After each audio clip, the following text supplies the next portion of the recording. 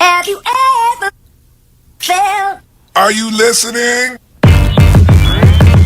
Damn.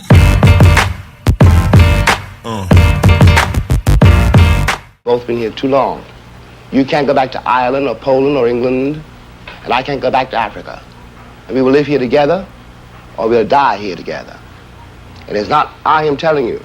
Time is telling you. You will listen or you will perish. You ever felt? Are you listening? Hi everybody. As you have read, I will be talking about a sensitive topic for many. I wanted to be mindful of how some people feel about the topics I'm covering. More than 80% of the girls in some states' juvenile detention centers suffered sexual or physical abuse before they were incarcerated, according to the study released by the Human Rights Project for Girls, the Georgetown Law Center on Poverty and Inequality, and the Ms. Foundation for Women. In Oregon, the study found that 93% of imprisoned girls had a history of sexual or physical abuse, including 76% who were sexually abused before the age of 13. In California, 81% of jailed girls had been abused, including 45% who were raped or sodomized and 45% who were burned or beaten. For many of those girls, the experience of abuse didn't merely heighten their risk of incarceration, but served as its fundamental cause, a phenomenon the report described as the sexual abuse to prison pipeline.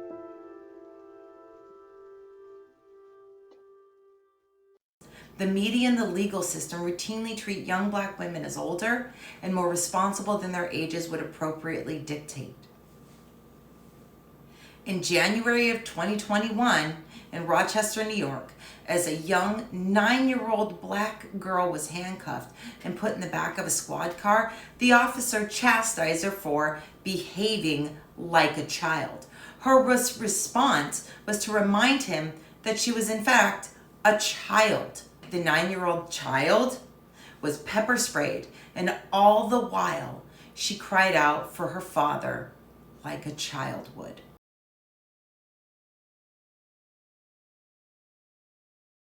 Here, let's go have a seat. No! I want my dad! You're not gonna run off. I want my dad! I want my dad! No! Stop. Don't kick us, dear. My mom pregnant! Oh, you asked me to Stop. let me go. I want my dad! Stop, dear. I want my dad! I want my dad! I want my dad! Wait, can I just please get the snow off of me? I'll get the snow off you. It's cold! In the car. You had your chance. Get in the car now. Okay. Please help somebody! No! You want me to grab it from the other side? I want my dad! Stop! Sit her up. Stop! Sit up. No! You're acting like a child. I wanna go. Stop. I am a child. I want my This is your last chance, otherwise pepper spray's going in your eyeballs. Come on, let's go. I will get your dad. No, you said that you were gonna pepper spray me. No, please, no, stop! Sit back. Oh, I got a bad arm. Just spray her. I do not know I have Just a bad spray her at this arm. point. Stop! Stop! Dear. Stop! I got her. I'm I got her. Pepper. Please wipe my eye. Wipe my eye, please. Unbelievable.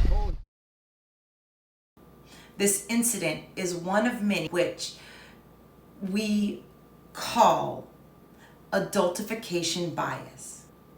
A 2017 study conducted by the Georgetown Law Center for Poverty and Inequality found that black girls as young as 5 years old are viewed as needing less protection and nurturing than young white girls.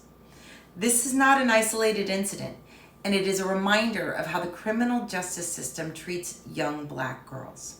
For young girls specifically, we have the abuse to prison pipeline, which sadly affects young girls of color at a disproportionate rate. More than 80% of girls in some state juvenile detention centers have suffered some form of sexual and or physical abuse prior to incarceration. In many states, a girl can be as young as 13 and be arrested for prostitution. For those of you out there that have a 13-year-old girl in your life, can you even imagine how that child could possibly be held responsible as an adult for a sexual act? As stated in the MSNBC article, The Sexual Abuse to Prison Pipeline, the primary justification for jailing girls whose law-breaking is caused by abuse is that juvenile detention centers can provide them with necessary rehabilitative services. But the report argues that justification cannot counterbalance the significant psychological and physical harms created by commitment. We are jailing children, literal children, for crimes and offenses that are more often than not stem from the abuses that they have encountered and been victims of. In 2015, Native American girls were incarcerated at a rate of 179 children per 100,000. African American girls at a rate of 123, while non-Hispanic white girls incarcerated at a rate of 37. Child sexual abuse in minority communities. What are the facts? Ages 12 to 14 are the peak ages for an adolescent to engage in harmful sexual behaviors. 70% of all adult perpetrators have between 1 and 9 victims. Sex offenses are the crimes least likely to involve strangers and perpetrators. Children who disclose their abuse within 1 month are at a reduced risk for depression. So here's the takeaway. There is a direct correlation between how we hypersexualize our young women and girls, how we are reluctant to bring the perpetrators to justice, and the abuse to prison pipeline. Yes, the justice system is wholly responsible for the inflated sentences and how young Black women are seen as adults by law enforcement, prosecutors, and judges. They continue to subscribe to the idea of the amplification bias of young Black girls. As long as they continue to see these girls this way, we also continue to see them being incarcerated at disproportionate rates.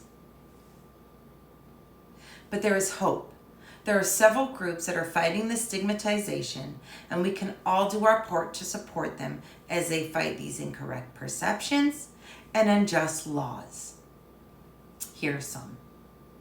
Not all, just some. The ACLU, American Civil Liberties Union, Rights for Girls, National Organization for Women, Grant Makers for Girls of Color, Coalition to Stop Violence Amongst Native Women. But don't forget, there are also local domestic violence and child welfare groups around you that you can check out, and I urge you to do so. We also need to take to the streets as we are, continue to push for legislation, hold our judges, our prosecutors, our lawmakers, our police officers responsible for how they view our young girls. Once again, thank you for coming. Thank you for listening.